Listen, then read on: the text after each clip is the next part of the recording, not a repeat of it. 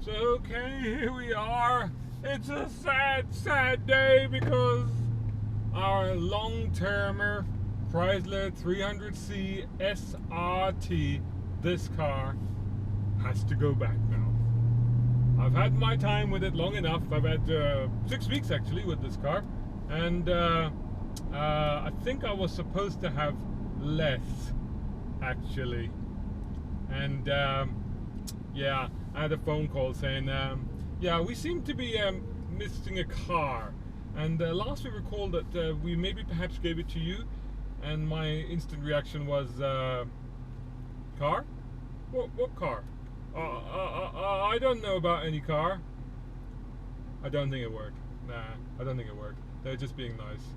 Now it's time's up. The car has to go back, sadly. Very, very sadly. So I've had it nearly 6 weeks. I've only put 1,600 kilometers on the car. I'm looking at it in front of me. 1,600 kilometers according to the trip meter, and I've done an average of 15 liters per 100 kilometer fuel economy during that time. I have been enjoying this car, but I have managed to get the fuel economy down to under 10 kilometers, liters per 100 kilometer, and I have also managed to get it as high as 16.5, and I think I could easily have gone 18 if I really went for it all the time. But that's part of the fun of this car. I've spent, according to this, it appears I've spent 38 hours. Is that right? 38 hours I spent behind the wheel of this car in the 6 weeks that I've had it. That's quite astonishing. But you know what?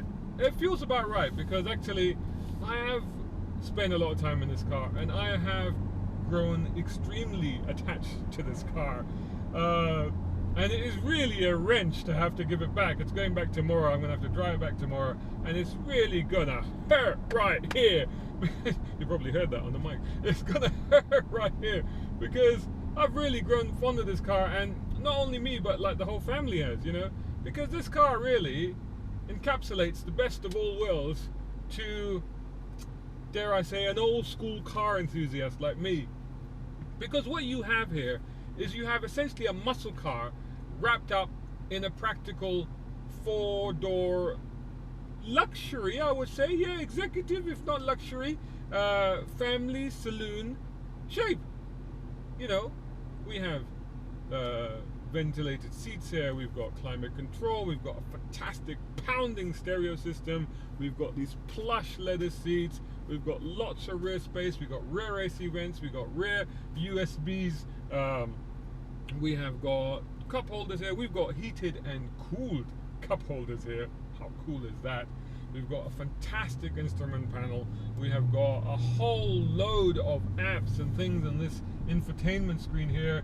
Multiple settings for this car as well, because it's got the full complement of SRT settings, including the performance apps, including the many pages that gives you different readouts, including how much power are you using at any given point, and how much torque you're employing to dispatch the cars in front of you as you blast past them in one seamless maneuver, which you can so easily carry out in this car, and which it is tempting to do so rather too often, let's be honest. It has a fantastic cruise control, which has kept me out of trouble and kept me on this side of the law, thankfully. It has other driver's aids, including lane keep assist, which I keep off because it annoys me, and because it actually fights you, and including braking assist as well, so that when you are coming up behind the car too quickly, a light will flash up, and ultimately it will actually employ the brakes itself. It will apply the brakes. So it's a car that looks after you, but it's a car that fundamentally is aware of the fact that you bought it because it's an SRT and because you like power and you will exploit it at every given opportunity. This is a car that even in full street settings, I mean, I hardly ever go into the SRT settings and change it into sport or anything. I hardly ever did that because I never needed to. Most of my driving was around town. I didn't unfortunately get a chance. Going back to the mileage is low because the car, I got it in Ramadan and I didn't really go out much. It's been very hot even after Ramadan. I wanted to go out, but the temperature has just been mental, and we've been experiencing temperatures of up to 45 degrees centigrade, and the actual field temperature, or whatever you want to call it, has been considerably higher. It's been very humid. It's been very difficult. Not that it's seemingly affected the performance of the car whatsoever. And like I was getting at, the fact is that this car, you know, even with the system set in the wimpy street setting, and even with all the traction systems on, nothing touched at all, it will go sideways, it will do wheel spins, and should you turn the settings to sport or to track, you could do burnouts in this thing. It's just a laugh a minute, you know. But the wonderful thing about it is you can drive it as gently as you like I am now, or as hard as you like, if you wish. And it really, like I said, you know, for the enthusiast, it brings you the ultimate of all worlds. Because it is that muscle car, it is that car that puts this massive grin on your face every time you start it. I mean, I've been using the remote starter on this car a lot more than I have on any other car, because normally I don't really see the point of it. But for this one, I use it not to cool down the car as I'm approaching it, or to warm it up, depending on how you're considering its purpose, but simply to listen to the startup sound, because it's just so magnificent, you know. I really enjoy listening to that.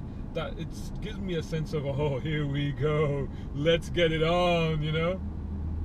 And at the other end of this, when you park it up, it's a car that you always turn around and look back at. You know, you will always turn around and go, hey, look at that, I just arrived in that.